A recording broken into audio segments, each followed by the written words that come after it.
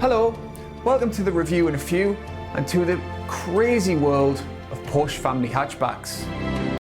At the start, we considered various ways of designing the entire cylinder barrel concept, so as to optimize tribology, power, wear and oil consumption. Sweet! And ultimately found a new way to implement our cylinder barrel with a new innovative iron coating. And what difference did it make? This is a process that we developed in parallel to the product, but it is not in use in the new Panamera.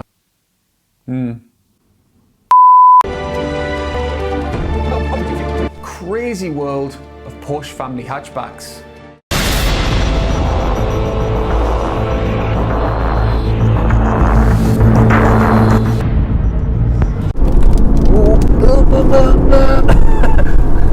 Better. Today we're looking at the Porsche Panamera, a car that this famous man once told me was too expensive for him. Mind, that was before he got that big American gig and became...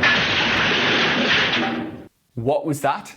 Name drop? Well, I didn't say his name, did I? So the joke's on you. Now, normally we do the engine stuff at the end of the video because, you know, it's pretty boring. But here, well, so the car you've just seen me almost soil myself in is a diesel family hatchback. In fact, it's the only diesel Porsche Panamera that you can buy. Ergo, it's likely to be the most popular one. Not necessarily because of the economy, although that is relatively excellent. It's more because of the colossal tank range. It is staggeringly quick though. 62 in 4.5... 62 in 4.5 seconds, although it feels quicker, believe it or not, because it's got so much torque. It's actually torque, not power, that governs a car's initial acceleration and responsiveness. And this diesel hatchback generates 850 Newton meters of this stuff at just 1000 RPM. Compare that to this Lamborghini and this Ferrari.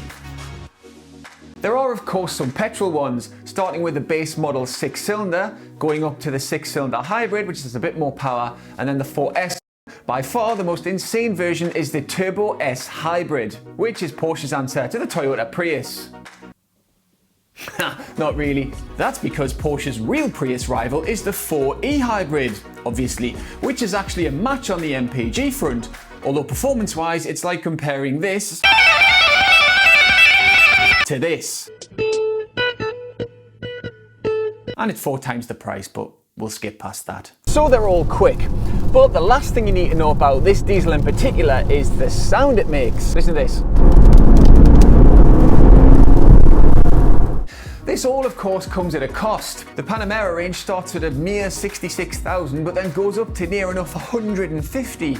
They all come with the sort of trinkets that you would expect in a decent executive car. They all get an 8-speed automatic gearbox. One of the best 8-speed automatics in any car as it happens. And they all get navigation, DAB, cruise control, climate control, etc.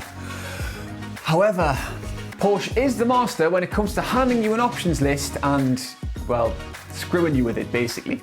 So, that car out there, this one, yep, that one, has £22,500 worth of options on it. So you can spend a lot on your Panamera. James Corden was right, it seems.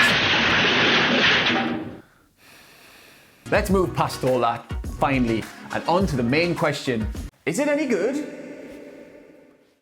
What's especially amazing about the Panamera is it tries to be a luxury hatchback and a proper sports car, and it manages to do both brilliantly. When you want it to be, it's nice and calm, but then press the right buttons and it does this. Even in this sort of weather, it feels totally secure, really level. It also helps that you sit so low that it feels like your backside's hanging underneath the chassis, and it's got that lovely Porsche steering setup that puts the steering wheel really high in front of you and really flat.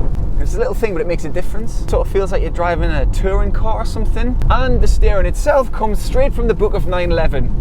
So it just feels completely natural, no matter what speed you're going at. There are 3 main improvements here over the last Panamera. The first one being that it's far more accommodating to passengers, especially the rear ones. There's more leg space and headroom, and it generally feels more like it was designed as a proper 4-seat car from the start, rather than just being a stretched out Porsche 911. Speaking of which, there's improvement number 2. it no longer looks like an absolute pig. But the main and the best improvements are in the cabin. Now, most of the physical buttons from the last Panamera have been replaced by this flat panel that shows you all the functions when it lights up from underneath. It's also haptic, so it clicks when you press it. It just feels really nice. And the cabin itself is dominated by this huge white touchscreen. And it doesn't just look fancy, it actually works properly too. It's really intuitive and nice to use, mostly. It even gets a touchscreen at the back that your kids can use to control the aircon at the front and irritate you, or sort their massages out and other crazy things that you might have paid for from the options list. And speaking of the back, I should probably mention how great this massive hatchback boot is. Oh yes, and that there's an estate version this time around too. Quite important that. It's called the Sport Turismo. It is of course more practical, and it looks like a Cayenne that was sat on by the BFG. But the overriding sort of thing about the Panamera is that it is now a true surprise and delight sort of a car. Everything from the way it performs and handles, to the practicality that it has, to the magical feel of the center console and the solidity of everything that you touch, and the presence that it has on the road. There are of course some flaws, like the amount of tyre roll you'll get from the huge wheels that you will inevitably option when you buy this car. I don't know if you can hear it now, but it's quite dominant. And the fact is, you can't make a car drive this well while also giving it the sort of aeroplane-like ride quality that, say, a Mercedes S-Class has. But actually, that's it. The Panamera is not only a great big hatchback, it's also a great big hatchback. Thanks for watching. Go to HonestJohn.co.uk for a more detailed road test of the Panamera. And if you like what you saw, subscribe and tell your friends and share it. Thanks.